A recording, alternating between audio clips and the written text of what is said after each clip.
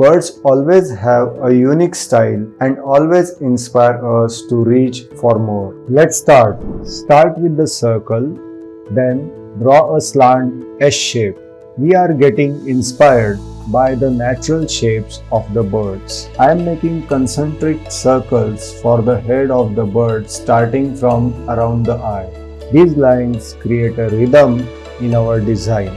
Draw a beak. Your basic body of the bird is now ready. Let's move to the details. For the wings, we will get more creative and draw mandala design like lines and patterns. We should use the designs and patterns as shown to capture the essence of Indian traditional art.